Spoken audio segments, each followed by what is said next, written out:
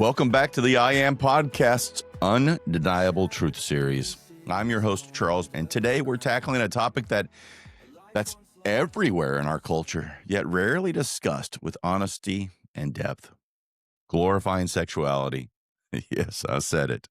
Glorifying sexuality. Before we dive in, I want to be clear about what we're exploring today. This isn't about shaming anyone or suggesting that sexuality itself is wrong. We're examining how our culture has elevated sexual expression to a place it was never meant to occupy, and what that's costing us. Let's start with an undeniable truth. We live in the most sexually saturated culture in human history, from advertisements to entertainment, from social media to mainstream news. Sexuality isn't just present, it's glorified. It's presented as the ultimate form of self-expression, the pinnacle of freedom, the key to happiness and fulfillment. But here's what's rarely asked. Is this true? Has this culture shift delivered on its promises? Think about the messages we receive daily. Sexuality is marketed as empowerment, liberation, authenticity. To question these narratives, to suggest there might be wisdom and boundaries and restraint. Viewing sexuality as sacred rather than casual is to risk being labeled repressed, judgmental.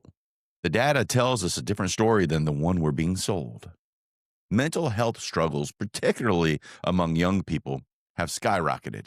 Loneliness is at an epidemic level despite unprecedented connectivity. Relationship satisfaction has declined. And perhaps most telling, despite all this supposed sexual liberation, people report feeling less fulfilled, not more. So what went wrong? Really, what went wrong? Here's an undeniable truth that's become controversial to speak. Sexuality was designed for connection, not consumption. When we strip it of context, commitment, and covenant, we transform something beautiful into something transactional. Let me share what I mean by glorifying sexuality, because this is important. Glorification isn't the same as acknowledgement. It's not the same as healthy education or honest conversation. Glorification happens when we make sexuality the center of our identity rather than one aspect of a whole person. Here's what we've lost in the process: the understanding that some things are too valuable to be cheapened, that mystery and restraint can actually deepen joy, that waiting, choosing, and committing aren't restrictions on freedom. They're the framework that makes true intimacy possible. And if you haven't had it, you're missing out. I know. I know some listening right now are thinking, Charles, you're old fashioned. Times have changed. This is progress. But I'd ask you to consider this. Is it progress when more people feel used rather than loved? Is it progress when intimacy becomes performance? Is it progress when we've normalized the idea that people are interchangeable, that commitment is optional, that fidelity is unrealistic? The sexual revolution promised freedom, but it's delivered a different kind of bondage. When sexuality is glorified, when it's everywhere, demanded, expected, it stops being a choice and starts being a pressure, especially for young people. Let's talk about what the alternative looks like, because this matters. Refusing to glorify sexuality doesn't mean denying it or demonizing it. It means restoring it to its proper place. It means teaching that you are more than your body. It means that intimacy requires safety, which requires commitment. It means that self-control is strength, not weakness. It means that some things are worth waiting for.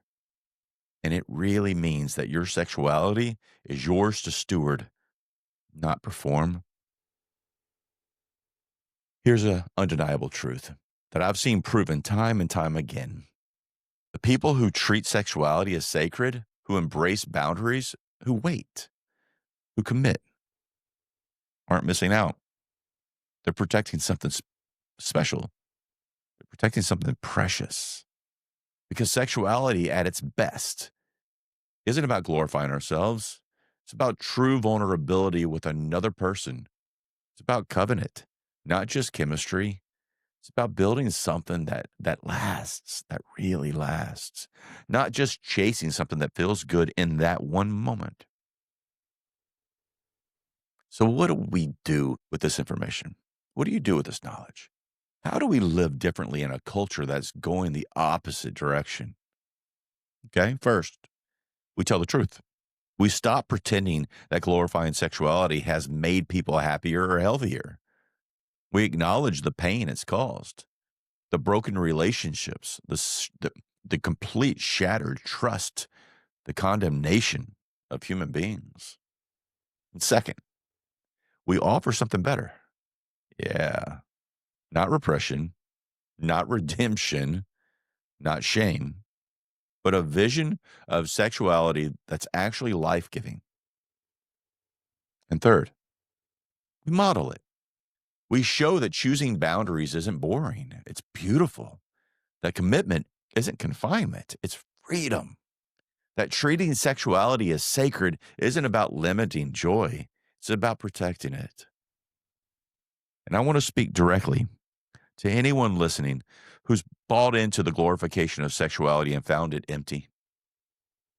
Maybe you've done things you regret. I have. Maybe you feel used or ashamed. Maybe you're exhausted from trying to live up to cultural expectations that promise fulfillment but deliver loneliness. Here's what I want you to know. It's never too late to choose differently. Your past doesn't define your future. And the wisdom of boundaries isn't about condemnation. It's about protection. All right. And as I close, I want to leave you with this undeniable truth. Anything that demands to be glorified is trying to take the place of God. And sexuality, beautiful as it is, was never meant to be worshiped. It was meant to be honored, protected, and expressed within the boundaries that make true intimacy possible. Thank you for joining me on this episode of the Undeniable Truth series. I know this conversation pushes against everything our culture is saying, but sometimes the most loving thing we can do is tell the truth, even when it's unpopular. So until next time, I'm Charles Beyer, reminding you, live in truth, walk in wisdom, and remember who you really are. See you next week.